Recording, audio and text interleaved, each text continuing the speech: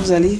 Joseph, vous allez bien? Je vais bien, Alice. Vous allez bien? Moi, je vais bien. C'est rare que j'aille pas bien, par la grâce de Dieu. Alors, les bienfaits du sport sur la santé sont si énormes que une activité sportive est considérée comme un facteur de risque pour la santé aujourd'hui. Ce qui justifie que tous les samedis en début d'émission, là qu'on vit les téléspectateurs et autres à faire du sport. Nous, on se rend à la salle de gymnastique Fitness Inter pour des séances de mise en forme. Et je vous garantis que ça nous garantit, je vous garantis que ça nous garantit la forme et la bonne humeur. On sait tous que le sport améliore la qualité de vie donc de ses pratiquants. Mais au-delà, semblerait-il qu'il permet, le sport, de prolonger l'espérance de vie. C'est absolument. Bon, oui, par déduction, ça peut. Si le sport vous garantit la santé, vous ne tombez pas malade, et si la maladie devrait vous tuer, etc., etc. Mais bon, c'est que vous mourrez moins vite. Effectivement, les bénéfices de la pratique sportive sur la santé sont immenses. Ouais. L'activité sportive, par exemple, permet un meilleur métabolisme.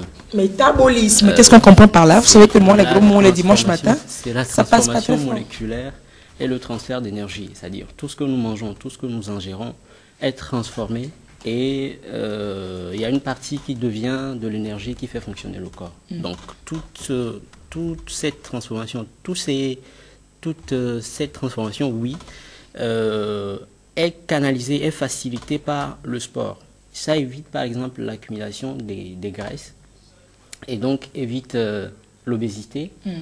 Ça permet une meilleure gestion du sucre dans le corps et donc permet aussi d'éviter les diabètes par exemple et plein d'autres maladies maladies cardiovasculaires qui sont évitées par la pratique sportive. Le sport permet aussi une meilleure formation des os. Donc, les os, époux, les os? Oui, l'os. Ouais. Donc, une meilleure formation des os. Ce qui permet à la longue, vous savez, quand on vieillit, il y a des maladies dégénératives des os qu'on constate. L'ostéoporose, l'arthrose par exemple. Et donc, le sport permet d'éviter ce type de maladie.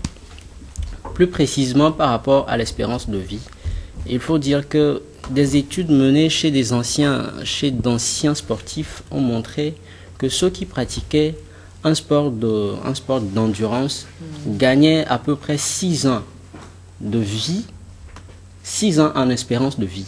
Bon, sport d'endurance, c'est-à-dire que... Sport d'endurance, le cyclisme de haut niveau par exemple. Il faut aller jusque-là avant de gagner quelques années en plus. Oui, mais c'est pas... Bon, c'est nous qui marchons, nous qui allons en salle de gym...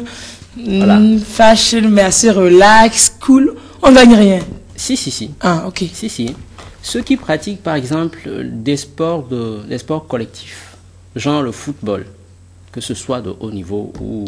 Mais pas le football des dimanches matin, avec une troisième mi-temps très très longue, c'est pas ça. Ouais. Un vrai football. Donc, ceux qui pratiquent le football, des sports collectifs en général, gagnent à peu près 4 ans de vie en moyenne. C'est-à-dire qu'on peut gagner plus que ça. De vie de plus. Et ceux qui font des sports de type musculation, ce que nous faisons à Gym Tonic, gagnent à peu près 2 ans, en moyenne 2 ans. C'est déjà pas mal, hein? 2 ans, c'est déjà pas mal. Il faut vous y mettre. Absolument. Et puis, il y a une autre subtilité qui a été découverte par des chercheurs et des médecins du sport. Ils ont découvert tout simplement que le sport, lorsqu'il est pratiqué chez les adolescents et de façon pluridisciplinaire, ça permet une meilleure coordination, ça permet un meilleur développement de la croissance de l'enfant, tout en évitant les asymétries. Asymétrie? Oui, vous savez, quand on pratique un sport exclusif, c'est-à-dire qu'on fait par exemple le handball, c'est ce qu'on fait. Vous constatez... On va se muscler en haut. On va se muscler en haut. Où il y a le pied d'appui qui devient plus court que l'autre. Il y a une épaule qui est plus affaissée que l'autre. Ah ouais. Et donc, c'est la pratique d'un sport unique qui favorise ce genre d'asymétrie. Asymétrie, c'est que ce n'est pas symétrique. C'est pas symétrique, c'est pas propre. Les deux, c'est pas la même chose. Voilà, c'est pas la même chose. Alors, mais naturellement, on n'a pas les deux membres exacts, ce qui se ressemble. Pas très exact. Mais la pratique de sport unique favorise encore ce type d'asymétrie.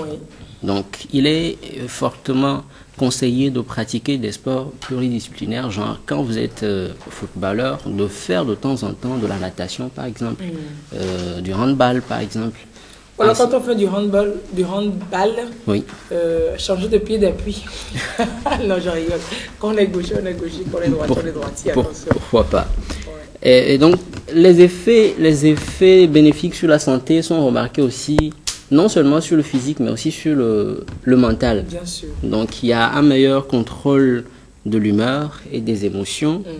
Et il y a une étude qui a montré aussi que la pratique sportive était très bénéfique par rapport aux résultats scolaires des enfants. Oui. On a pris un groupe d'enfants qui ont cheminé une bonne partie de la vie ensemble, la vie scolaire ensemble. On les a séparés à un moment donné. Et donc, on a retranché 5 heures de cours chez le premier groupe. Ces 5 heures de cours ont été remplacées par des heures d'activité sportive. Et l'autre groupe continuait à faire des révisions. Le rythme normal. Il est constaté qu'au bout, à la fin de l'année, ceux qui pratiquaient du sport ont un meilleur résultat scolaire que les autres. C'est dire que la pratique sportive est assez bénéfique pour la santé aussi bien mentale que physique. Et c'est pour cela, hein, c'est normal, c'est pour cela que même dans les écoles primaires, il y a des séances, je pense les après-midi de mercredi, je passe ce temps, le font les vendredis matins, il y a des séances de sport, pour les enfants, le CP1, on leur fait faire des petits exercices, ça leur permet d'être ensemble et puis voilà, de leur inculquer déjà les notions de sport. Voilà, sauf que ce pourquoi nous sommes là, qu'on soit sportif du dimanche, les amateurs, ou qu'on soit un sportif de haut niveau, le risque est toujours là, le risque d'accident est toujours là. Les accidents musculaires, les accidents articulaires et d'autres accidents comme les accidents cardiovasculaires et autres peuvent surgir. Et d'où la nécessité de savoir prévenir et quand l'accident s'est produit, de savoir les prendre en charge. Voilà, effectivement. Et aujourd'hui, c'est les accidents musculaires qui nous intéressent. On va commencer par là. Et qu'est-ce que c'est qu'un accident musculaire? Si je pars du plus simple au plus compliqué, il y a les crampes, il y a les courbatures, il y a les contusions musculaires, il y a les élongations et il y a les claquages. Donc rupture musculaire. C'est quoi? Bon. Une crampe, c'est des contractions douloureuses. Qui font très mal. Oui, douloureuses et involontaires des muscles, d'un muscle ou de plusieurs muscles. Et quand ça arrive, ce qui est conseillé à faire tout de suite, c'est d'étirer le muscle concerné, comme on peut le voir sur les terrains de football, où on étire la jambe de la personne. On tapote un peu sur le muscle pour le rétablir. Mais le meilleur traitement de la crampe, c'est de l'éviter, c'est de savoir l'éviter. Ben, comment on fait? Parce que la plupart du temps, qu'est-ce qui se passe? C'est un manque d'oxygène qui conduit à la crampe. On n'achète pas l'oxygène, hein? On l'achète pas, en pharmacie. Mais quand vous buvez de l'eau, vous apportez un supplément d'oxygène au corps. H2O, donc il y a O2 qui est là-dedans. Absolument. Donc il est conseillé aux sportifs de boire de l'eau régulièrement. Pendant l'activité sportive. Et surtout avant l'activité sportive, de boire de l'eau.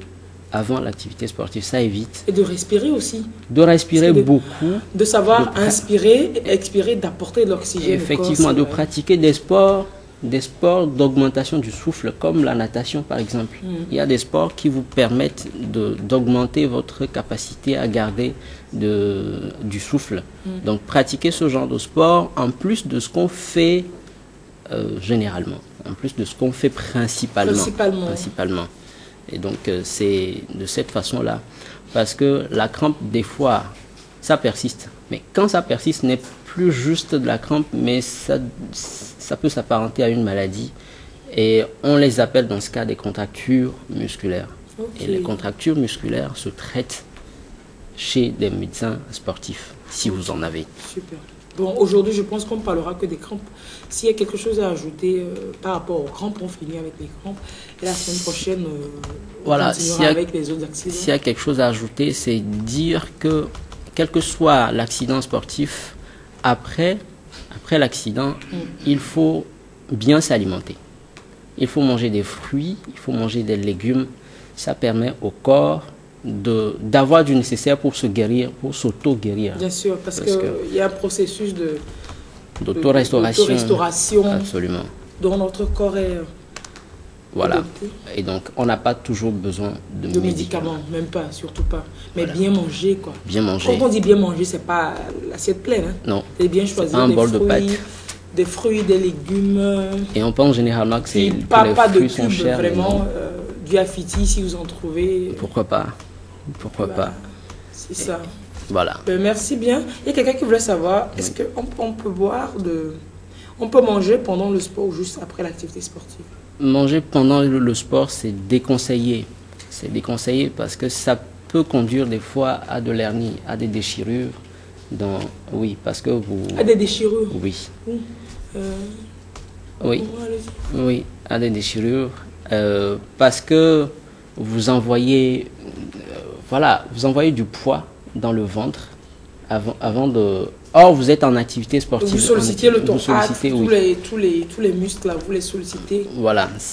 Et puis, le corps est programmé de telle sorte que lorsqu'il y a de la nourriture qui rentre dedans, le corps est focalisé sur la transformation de cette nourriture-là. Et donc, soit vous avez de l'indigestion, soit vous vous essoufflez parce que le corps ne s'occupe plus des deux choses à la fois. Voilà, ne peut pas s'occuper des deux choses à la fois. Bon, si vous avez faim, mangez, posez-vous un peu et puis faites du sport. Ou alors buvez pendant que vous faites de l'activité sportive. On peut boire, oui, absolument. On peut boire, pas que de l'eau, mais bon, des boissons. Des boissons plutôt naturelles, des jus de fruits. Voilà. On peut en boire pendant l'activité sportive. Effectivement. Vos deux bras risquent de tomber. On a fini, merci. Joseph, la semaine prochaine, nous continuerons donc avec les autres accidents sportifs. Et merci de nous dire tout cela. Bonjour à tout le monde. Belle journée. Bonne journée.